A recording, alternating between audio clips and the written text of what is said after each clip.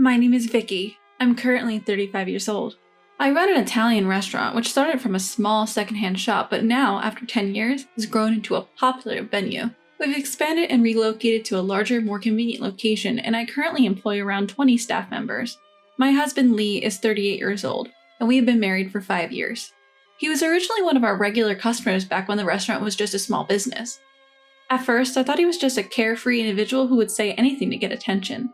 However, as he frequented the restaurant, we became close.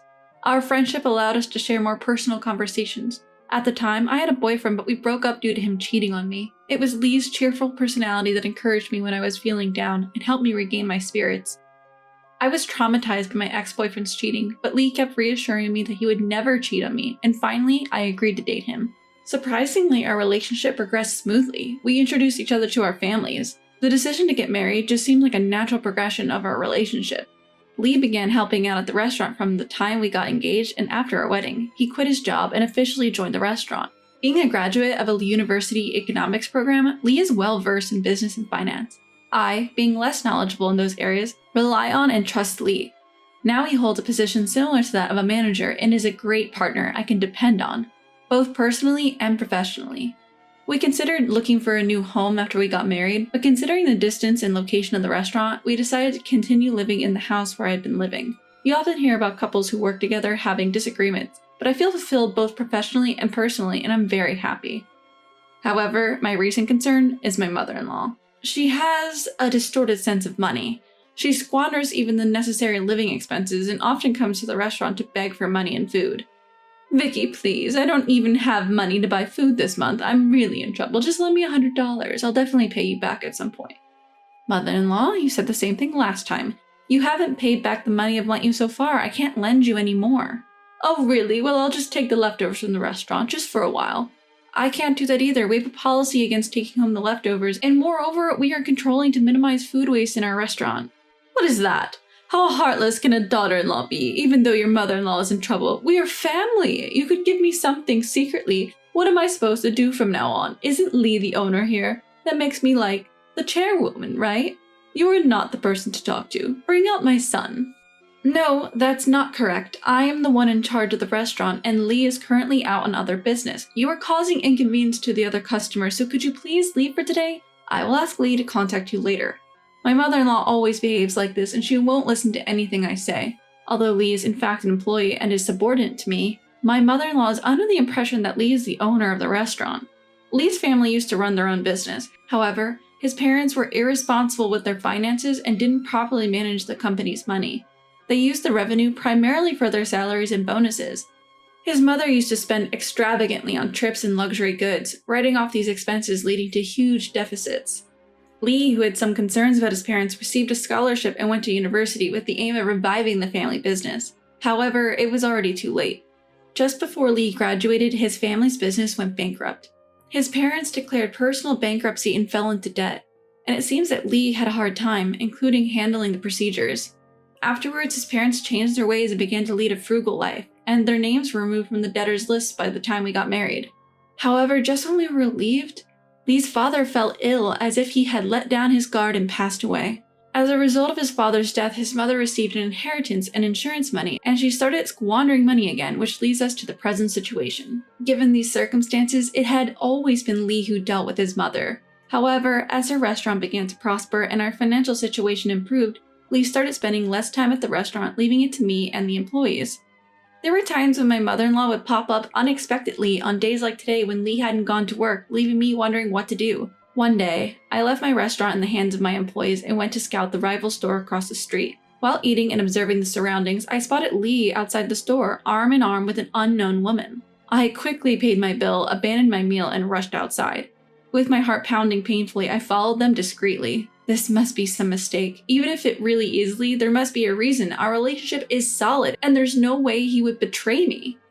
However, to my dismay, I watched the two of them enter a motel just off the busy street in front of the station, laughing happily. The shock of reality left me in a daze for a while. Once the shock had subsided, anger began to well up. Instead of confronting Lee, I decided to let him swim while I gathered evidence. I acted as usual towards Lee while hiring a private investigator. Since the investigator I hired was run by a lawyer, they collected proper evidence that could be used in court if necessary. The investigation revealed that Lee had been frequently meeting this woman while neglecting work. Now that I had the evidence, I decided to confront Lee. Lee, are you hiding anything from me? What are you talking about all of a sudden? Of course not. I wanted to believe that too until recently, but then, can you explain this? Saying this, I handed Lee the envelope containing evidence of his affair. Upon seeing the contents, Lee turned pale. When did you get this? I had a private investigator look into it. I can't believe you've been fooling around instead of working. You're quite the paycheck thief. How are you planning to make up for this? Vicky, please calm down. Let's talk about this. It was just a fling, a moment of weakness. I only love you, Vicky, and I'll break up with her. Forgive me. The shop needs me, right? You know I can't stand people who cheat, right? We promised each other never to cheat. There's no convincing me when someone breaks that promise. Following our conversation, Lee and I decided to get a divorce. Since I've been living in this house since before our marriage, Lee will need to move back to his parents' house or find a new one by the end of the month. But even though we've decided to divorce, I can't fire Lee without cause. Even if Lee voluntarily resigns, someone will need to take over his duties, especially the financial aspects, which he was solely responsible for. Moreover, I had already planned to go on a business trip for negotiations the next day, so I had to leave the shop in Lee's hands. I couldn't have predicted the outrageous turns of events that were about to unfold.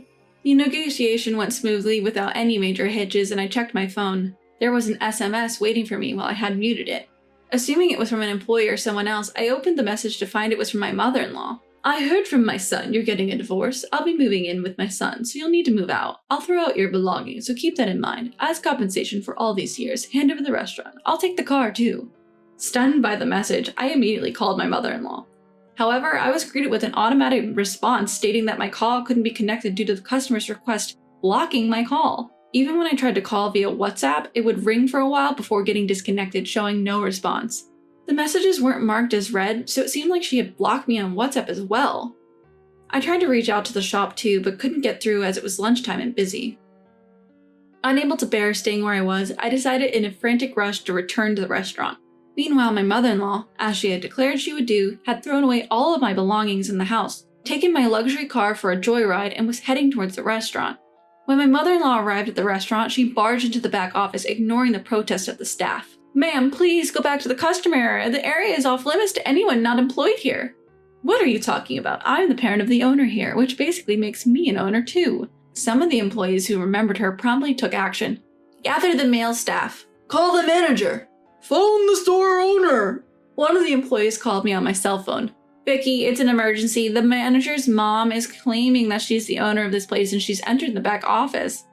She went there, huh? I'm on my way now. I'll be there soon, so just try to hold her back. At the store, my husband Lee, who had been called by the employees, was in a frenzy, trying to handle my mother-in-law in the back.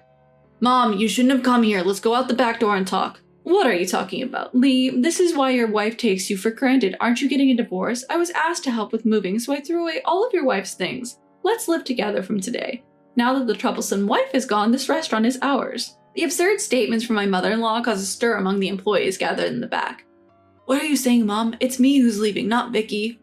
But Lee, you said you wanted to live with me. You're the owner of this place and the house is yours too, right? The employees, realizing the situation, were furious. When I arrived back in a hurry, I found my mother-in-law and husband being confronted by the employees at the back office entrance. What have you done with our boss?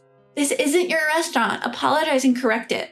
I decided to explain the truth to my mother-in-law once again. Mother-in-law, as I've explained before, this restaurant was originally opened by my parents. My father passed away before I became an adult, and since then my mother has been running the place. When I got engaged, she had a car accident and became wheelchair-bound due to the after effects. So she couldn't come here. My younger brother and his wife decided to take care of my mother, and I took over the restaurant with the long-standing staff members to protect it. Lee started helping with this place around that time. But Lee is the manager, and you're the owner, right? So this restaurant should belong to my son. The word manager can refer to both a position above the owner as well as a position below. It depends on the company. You're lying. Lee was involved in managing the store's finances and operations. If he isn't in higher managerial position, then what is he? Lee was managing the finances because I'm not good with money, and he's good at it because he graduated with a degree in economics. So I asked him to handle it, but he's not the owner of this restaurant. He's my subordinate.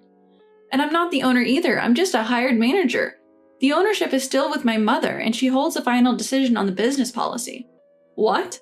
Then I'll settle for just the house and the car. Give them to me. I heard from my son that you're paying the property tax, so there's no excuse. Indeed, I'm paying property taxes on the house, but the house is still under my mother's name and I haven't inherited it. I'm paying property tax as a form of rent. The car was bought before our marriage, so it's my personal property, not a marital asset. Moreover, since we're getting a divorce due to Lee's infidelity, it's me who should be getting the compensation. Lee has no rights other than his share of the marital assets. Huh? Finally seeming to grasp the situation, my mother-in-law looked like a deer in the headlights. Then in a panic, she made a humble apology. I'm sorry, Vicky. Please reconsider the divorce. I have debts. I wanted my son to pay them off, so please spare me the compensation. She confessed that she had been eyeing our restaurant for a while, thinking she could do whatever she wanted with the restaurant and its money, which led to her actions today. Mom, debts? What do you mean? You promised to live within your means and not incur any more debts when you filed for bankruptcy. But Lee, you were using the company's money to meet your mistress and take trips. You said you wanted to sort it out before your wife found out. Mom, why would you say that in front of everyone? A squabble ensued between my mother-in-law and husband, revealing another astonishing truth thanks to my mother-in-law. Lee, what's this about? The two of them kept apologizing, but it was too late. Upon examining the accounts, I noticed some suspicious details. The lodging expense on the receipt for my husband's business trip was exorbitantly high for one person, and when I looked up the name of the hotel, it turned out to be a motel known for short romantic stays. Additionally, there were some receipts from expensive shops that my husband had visited, and another from a mysterious jewelry shop dated towards the end of December. I found irrefutable evidence that my husband had been splurging on his mistress with the shop's money. I owe it all to my mother-in-law, who slipped up and gave everything away. This incident was the final straw leading to Lee's dismissal. In addition to seeking compensation for Lee's infidelity, I also demanded that he return the money he had embezzled from the company. As for my mother-in-law, I demanded compensation for the belongings she disposed of when she'd invaded my house, and the cost of repairs to my car, which she damaged while using it without my permission. I also charged her a nuisance fee for disrupting my business. All these matters were recorded in a notarized document. Thanks to the attorney affiliated with the detective agency handling everything, including the divorce proceedings, I was able to sit back and wait while Lee and my mother-in-law headed towards financial ruin. Following that, my ex-husband Lee and my mother-in-law came to visit me once. We're really struggling to make ends meet because of the compensation payments. Could you consider reducing them?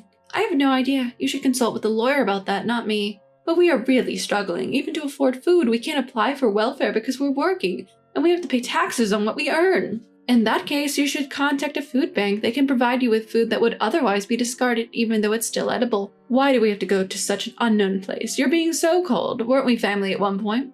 What are you talking about? You might have been my mother-in-law, but the only person who became family to me through marriage was Lee. And we're divorced now, so you're a stranger to me. Besides, you did such terrible things to me and I have no obligation to help you.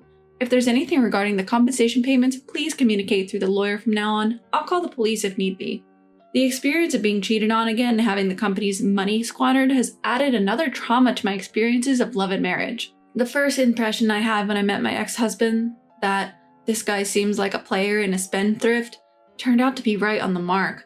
I'll use these lessons in future human relationships and in job interviews. Reflecting on the fact that I had failed to manage the restaurant's money properly, I consulted with my mother and decided to sign a contract for an accounting service, paying them a fair wage to handle things. Thanks to them checking our homemade accounts and receipts thoroughly, they can point out any mistakes, and even give advice on how much we can claim as business expenses. I should have done this earlier. I'm immensely grateful to my staff who showed their affection for me by being angry at my ex-husband and my mother-in-law for what they did, and I decided to appreciate them more than ever. With the restaurant's succession from my mother in mind, I committed myself to improving my skills as a manager and business owner, to become a person my team can be proud of.